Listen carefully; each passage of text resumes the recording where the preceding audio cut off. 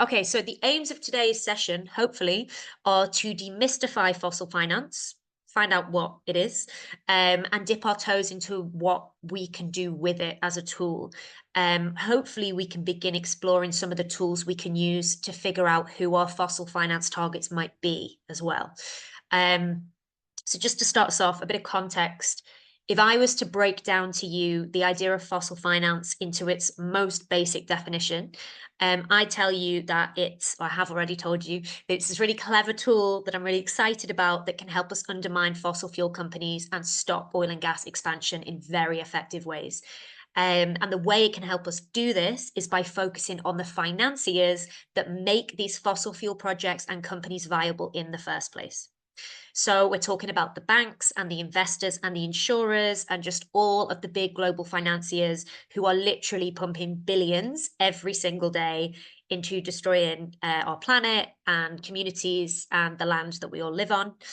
Um, We'll touch later into some of the other divestment causes. It's obviously not just fossil fuel expansion that these financiers are pouring their money into. There's lots of other terrible things. But we know when it comes to climate in particular, despite all the science and the outcry, these financiers are continuing to invest money into fossil fuel companies and projects. And they're getting better at greenwashing and using technical language to hide the fact that they are still doing that. And we'll look later at the new Barclays oil and gas policy, and it's meaningless really. At least I think it is. And the reason that they're continuing to put that money into fossil fuel projects is just quite simply because it is still resulting in astronomical profits for them and their shareholders and their CEOs and everybody whose pension can be tied up in them. So we're talking about financiers of all sizes today, and we're talking about like the biggest global banks right down to your local council's pension scheme. The chances are like a good 99% of global financiers have some of their money in some way tied into fossil fuels. I found out recently that even the World Bank does, which is really shocking.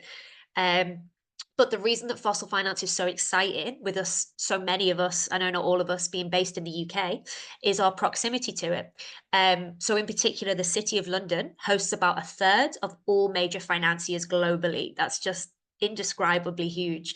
And that's not just banks, but it's also asset managers, it's insurers, investors, pensions, stock exchanges, the lot. And we've got a really unique opportunity being based in the UK for those of us that are, because most of us are within reach of a major financier on our local high streets that is propping up the world's oil and gas industry. It's very easy for us to reach them directly, and that's a really huge opportunity for us. So even outside of London, as I said, we've got major high street banks and branches of major oil and gas investors in most cities and towns.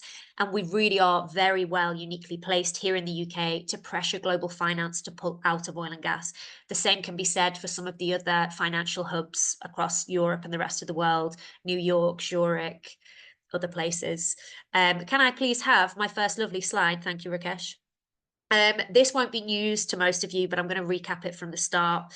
That fossil finance as a concept has its roots in the global anti-apartheid movement. I've used Barclays specifically as an example here, because I'm sure lots of you are familiar with the divestment campaigns against Barclays. So beginning way back in the 1970s, communities around the world started coming together to buy up Barclays shares in order to pressure them at their big annual general meetings to stop funding the South African government during apartheid.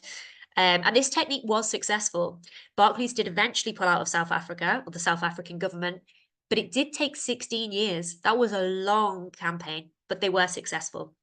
And since then, we've kind of modified and built upon and improved this model to challenge not only banks and not only apartheid regimes, but all financiers investing money into a really wide range of horrendous things. And we're talking about anything from the arms trade to fossil fuel expansion to private prisons. The scope is really wide when we're talking about fossil finance. So while fossil in fossil finance is referring more to the climate element, we use kind of fossil finance as a catch-all to describe divestment campaigning and focusing on finance targets. Throw us a new slide, please, Rakesh. So focusing more on fossil fuel expansion. Specifically, the reason that fossil finance is such a successful tool is because the language of money and investment often makes a lot more sense to financiers than if we are to try and employ the language of morality and ethics. Obviously, the vast majority of us understand the language of morality and ethics, but those leading large financial institutions do not. We also know that if we go directly to companies, energy companies like Shell or Equinor or Glencore, any of these global fossil fuel company giants, they are extremely unlikely to give in to our demands to stop fossil fuel expansion. And that's because it is written into their very business models. We'll talk a bit more about the exceptions to that later. But if we approach the banks, the investors, and the insurers, our secondary targets, which finance these companies, if we do that successfully, we can turn the money pipeline off at the very start using a whole variety of tactics without even having to speak to the fossil fuel company in question. So we know from experience that if we go to Barclays and we say, hi, pals, you're investing money, which is killing the planet, it does not move them. They do not care. They will hand out statements, greenwashing statements, pretending that they give a shit, but really, it really influences them very little. But when we start to damage their public reputation and we begin influencing their consumer base and disrupting their AGMs and pulling them through the mud and putting them in the media, that's when they start paying attention. And that's when they start writing new policies about sustainability and ethics. It's much easier to get a financier to pull money out of an oil and gas project than it is to pressure an oil and gas company itself to halt a project. And that's because the majority of financiers do have the ability and the choice to put their money elsewhere. And there's always a question that comes up in the Q&A part of this where we start talking more meta about the financial system and if it can even be resolved. And sometimes I think with divestment, we're trying to, I don't know, lessen some of the evil. We're trying to take that money out of the very worst of the system. I'm not saying that it's a perfect solution. Maybe we can explore some of the perfect solutions later together. But when we have proposed fossil fuel projects, I'm going to take, for example, here, the Rosebank oil and gas field in the North Sea. Not only does it cost money to actually build that infrastructure in the first place, I mean, billions before you even see a drop of oil or profit. These projects also need insuring because they're super risky. If you think of every oil spill, an environmental disaster, and human rights or health and safety thing that's gone wrong, it costs huge amounts to insure these projects. And without insurance, these new oil and gas infrastructure builds simply cannot go ahead. So it's a really important key piece to think about, not just banks, not just investors, but also insurance. So just to recap there, for every fossil fuel project, we've got banks lending money to build the site, we've got insurers putting money behind the insurance of the site, and we've got investors and asset managers pumping money into the project directly. And all three of these are hoping that if all goes well, they'll get their money back and more once that sweet oil or gas starts coming. Very simple. So while this has historically been the case for fossil finance, as climate change progresses and the impacts become more visible and also more costly, in particular for insurers, and as more and more people around the world recognize that investing money in fossil fuels is a terrible thing to do, this form of financing is actually getting more risky. It is becoming less favorable, it is becoming less worthwhile, and we have a huge role to play in further undermining that right now in order to defund new fossil fuel infrastructure projects. Let's maybe look at some examples. Rakesh, can I have another slide, please?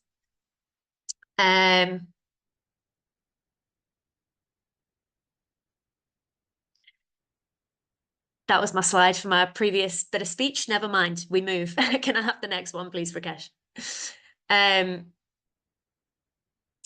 Maybe I'll just go back slightly there on a quick example before we carry on to look at banks specifically. So if we put all of this into context, if we look at Shell, for instance, which is a mega global fossil fuel company whose very business model relies upon fossil fuel expansion and extraction, if we ask Shell to stop, we're not likely to get anywhere. This new project is going to be how they make their money. Shell would be our primary target because they directly have the immediate ability to stop the project. But we know that's extremely unlikely. So what if we moved on to our secondary targets? That's the financiers behind Shell. and we pressure the banks, the investors, and insurance providers, then we can stop the project in its tracks, as I say, without even speaking to Shell. So our primary targets are those who have direct decision-making power. Our primary targets directly have the power to give us what we want. But our secondary targets, and that is what we're referring to with fossil finance, are those who have a huge amount of influence. And that might be influence in terms of literal capital over our primary targets. Okay, now quickly onto banks. Bit of context about this training. This is very much a 101 session. So we're going to fly through investors, banks, and insurance. But if any of you are really interested in looking more specifically at a deep dive into any of these three, please let me know. I deliver trainings all the time that go a little bit deeper into all of these areas. So a quick overview of banks. You've probably all encountered campaigns recently that have been asking people to move bank.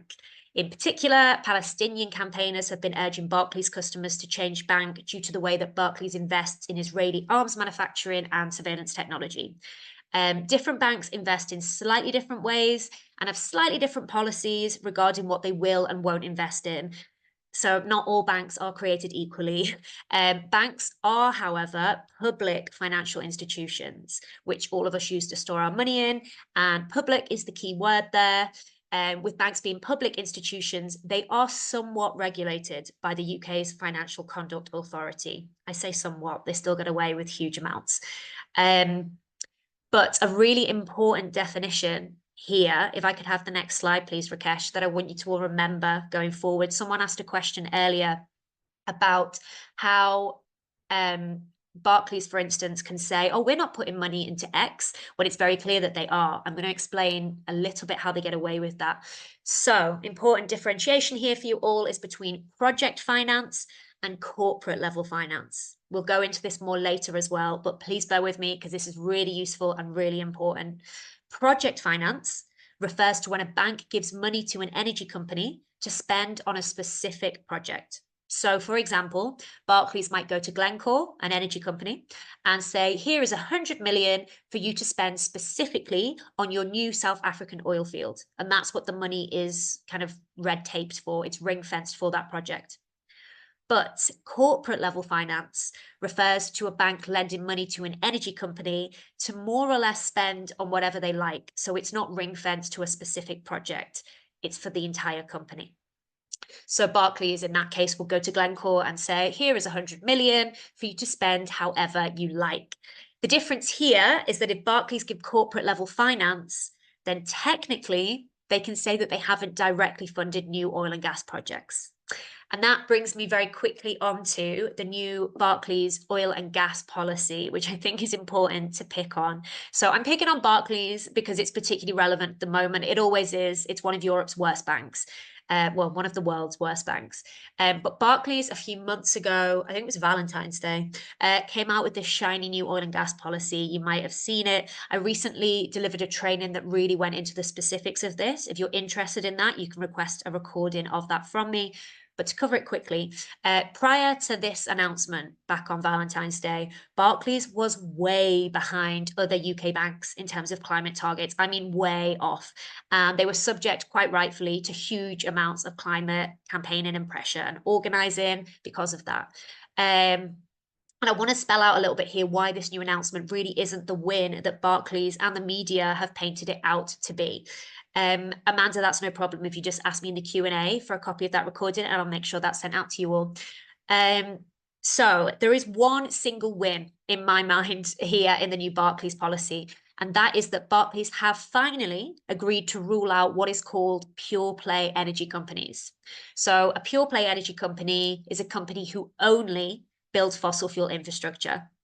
They have no intentions of switching to renewables. It is not written into their business plan.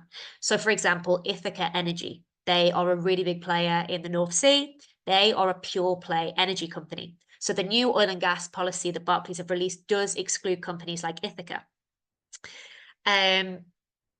Barclays will continue to finance diversified energy companies. So just the opposite.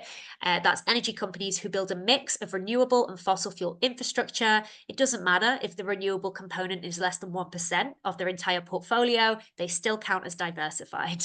So that might include kind of Glencore, like I mentioned earlier, who have very, very little renewables, but still count as diversified.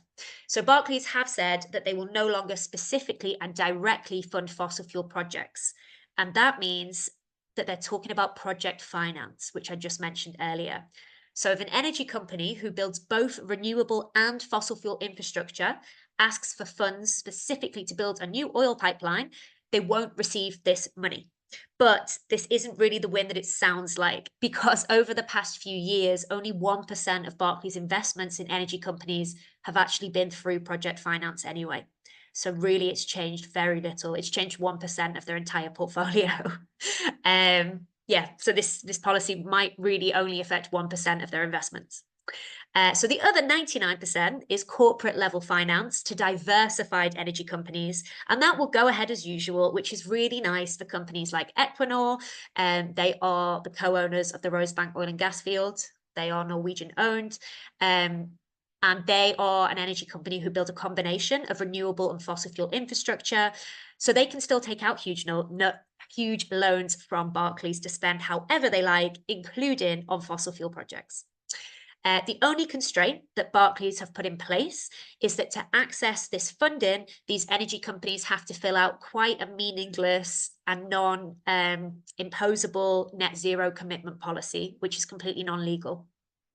So my too long didn't read here is that the new Barclays oil and gas policy is really shit, and it's only just about brought them in line into the 21st century with other UK banks in terms of carbon in the atmosphere.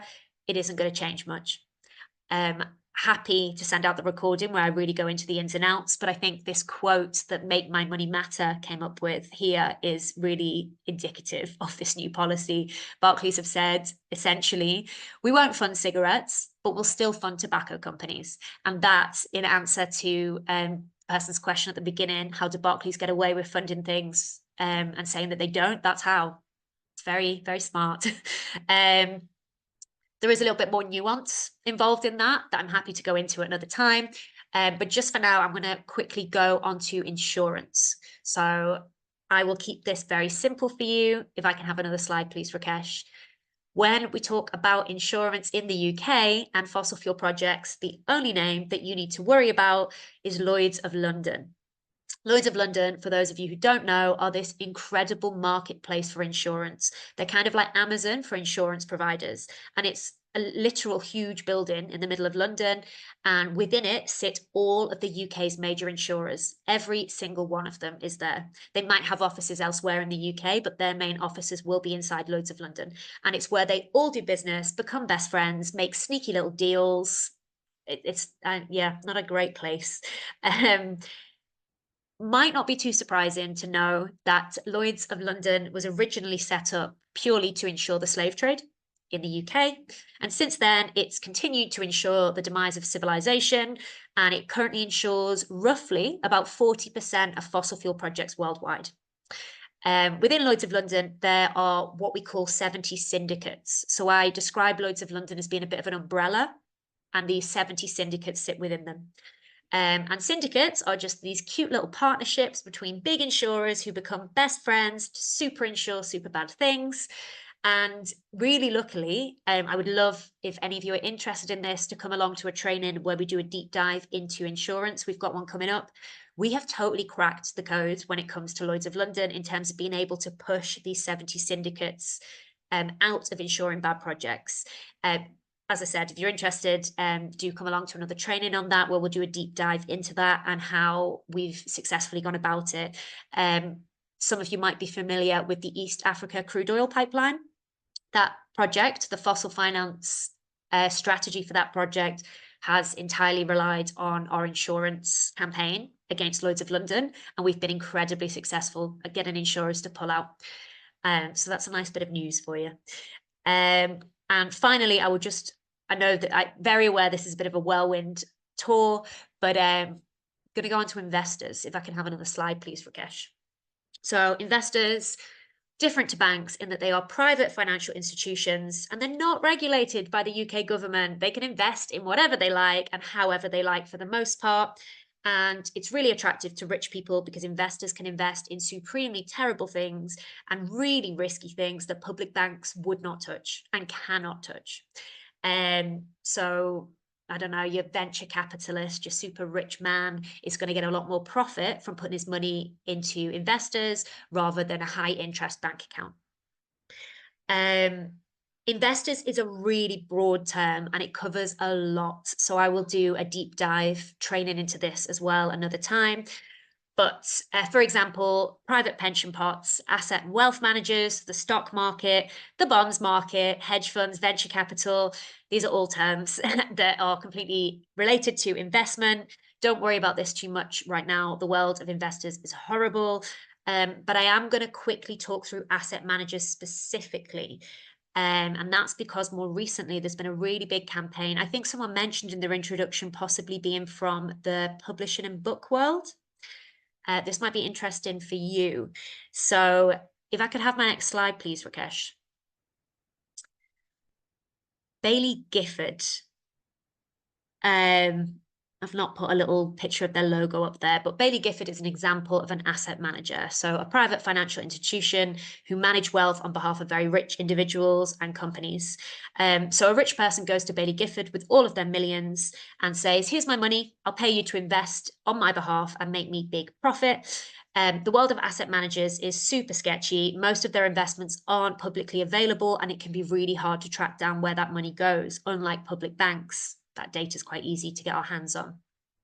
So the reason I'm mentioning Baillie Gifford is because that is the chosen asset manager target of the Fossil Free Books and Book Workers for a Free Palestine coalition across the UK right now. Baillie Gifford are an asset manager which sponsor a lot of book festivals UK-wide, and we now have a huge coalition of authors, publishers, booksellers that have come together to try and make a stand against Palestinian genocide, and they're doing that by focusing on Baillie Gifford, who hold 15 billion in the arms trade.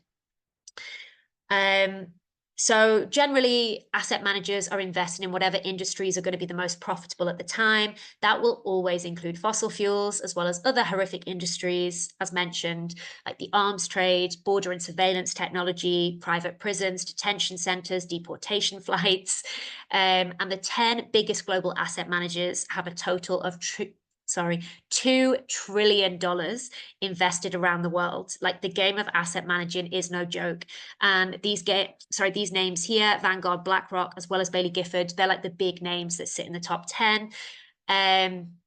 And in the case of Baillie Gifford, the way they advertise their services to clients and try and give themselves a good public image is by sponsoring events such as the Edinburgh Book Festival. Some of you may have seen a Guardian piece that we commissioned today. We commissioned the research that went into that Guardian piece that kind of revealed how much money Baillie Gifford have in Israeli arms. So that was kind of the launch of that campaign.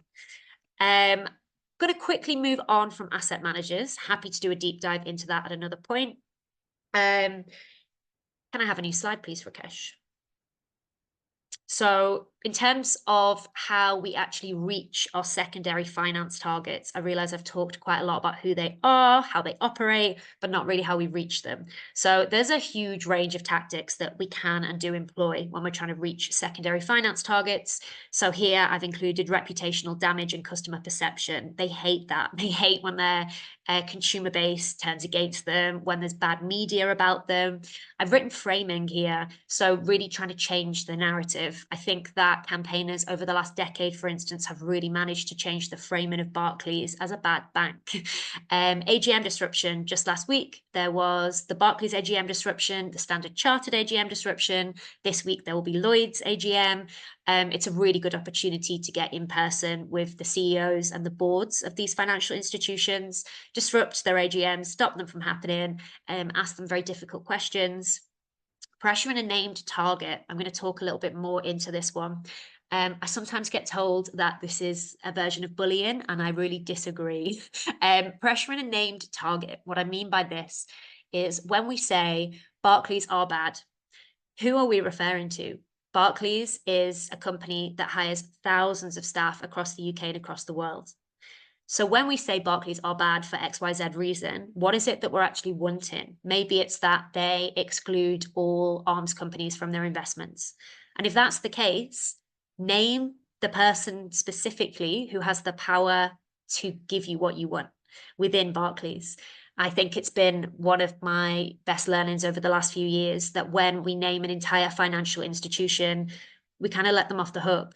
It's not holding anyone to account. So really naming your target specifically is a brilliant thing to do. I love it when it's done. Direct action, obviously, I won't go into that here, but so much direct action being done all of the time across the UK really makes them listen when we, for instance, damage their property. Digital actions, really accessible, really easy to do UK-wide. When it comes to insurance specifically, it's a really good tactic. And general civil disobedience. These banks are not going to listen to us while we're holding up signs. We are going to have to move and take action to make sure that they actually hear us and do make the changes that we need them to do. Can I please have another slide, Rakesh? I'm going to talk through just a couple of examples. I mentioned earlier the East Africa crude oil pipeline. So that's referred to as ECOP. There's a whole campaign around that, the Stop ECOP campaign. If you don't know about this project, I really encourage you to do some research in your own time. It's also relevant for anyone focusing on Baillie Gifford at the moment. As it's Baillie Gifford invests in the Chinese National Bank, who part owned this project. So our tactic in the UK for stopping this project, as I mentioned earlier, is to focus on removing the insurance.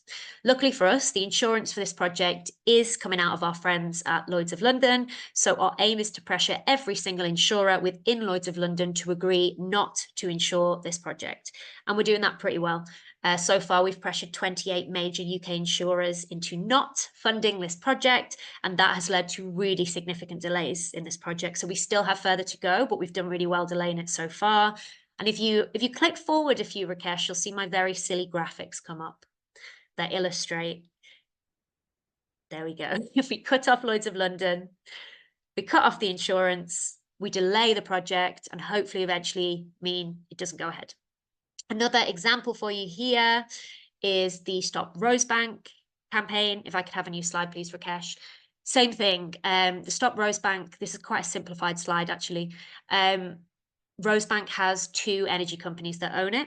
Equinor, or a Norwegian-owned company that own 80% of Rosebank. And then there's Ithaca, who are a really terrible company that own 20%. So if I just look at Equinor for the time being, because it can get a bit complicated, we aren't going to be able to move Equinor to stop going ahead with Rosebank. It's a huge investment opportunity for them. It's going to be the biggest oil and gas field in the entire North Sea. If it goes ahead, I think the annual emissions are equal to the annual emissions of the 28 poorest countries. It's just catastrophic. We cannot let it go ahead. And one of the tactics that that campaign has been using has been focusing on the financial targets behind it. So in particular, Barclays and Standard Chartered, who have poured huge amounts of money into Equinor.